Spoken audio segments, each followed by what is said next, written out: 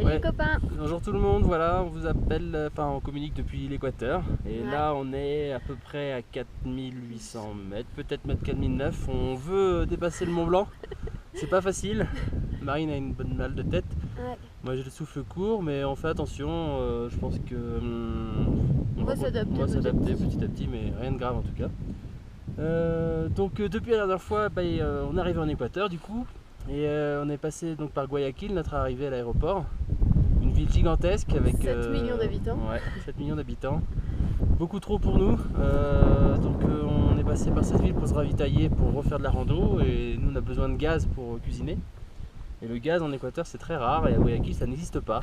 On a passé une journée entière à chercher du gaz dans une ville gigantesque. À être trimballé à droite, à gauche, partout. Ouais, c'était insupportable. On avait le moral dans les chaussettes complètement. Voilà. Et du coup on s'est barré de Guayaquil après 2 jours. On est arrivé à Quito. Et à Quito on a réussi à trouver du gaz hors de prix. Merci d'ailleurs Morgane. Oui, merci Morgane. D'où ma soeur qui nous a donné une adresse. Donc 40 € de gaz, on a pris le max. Hein. Wow. On a pris 2 grosses bouteilles, tant pis pour le poids. Et ensuite, après Quito, qu'on n'a pas pris le temps de visiter parce que les villes ça va un moment. On fera ça une prochaine fois quand on aura une autre dose d'aventure. Voilà. Et on est parti faire le tour du lac Quilotoa. Et il y avait 2 heures de bus.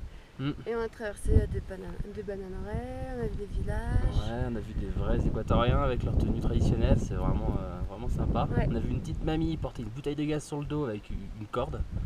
Et elle montait une montagne pour aller à sa maison. Enfin, ouais. Impressionnant. Les enfants ils font 1h30 de marche à pied pour aller à l'école. Enfin, c'est sans transition par rapport au Chili. Ouais. Et puis là on s'est fait une petite rando. Ouais, là on est sur le mont Ilinizas. Quand il y a 2 L ça fait un Y et après il y a un autre L, c'est très dur à dire. Mais en tout cas c'est très joli. Je vais vous montrer un petit peu où on est rendu. En face on a le mont le plus haut qui culmine à 5205 mètres je crois. Sous le nuage là-haut. On n'ira pas parce qu'il faut du matériel et un guide.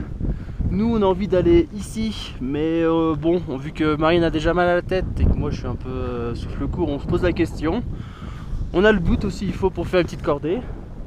Là c'est le nuage, voilà. Donc normalement là-bas c'est l'Équateur et puis il y a le super volcan Cotopaxi qui est là-bas. Donc voilà, c'est quand même pas mal. Il fait beau parce que ça fait que depuis 2 jours qu'il fait beau pour nous. Et il pleuvait. C'est cool, ouais. C'est trop bon, il pleut, on a eu de la pluie mais jusqu'à remplir nos chaussures. Moi j'ai cru que ça allait déborder de mes chaussures tellement on avait de l'eau dans nos pompes. C'est équatorien. Et on a une bonne organisation maintenant pour monter notre campement sous la pluie.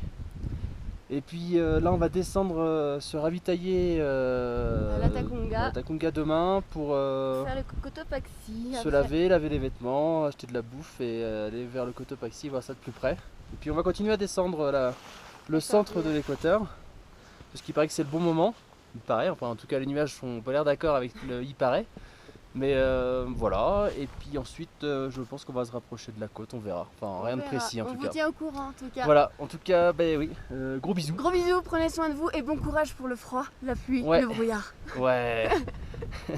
Prenez soin de vous, gros bisous, ciao. Bisous, ciao.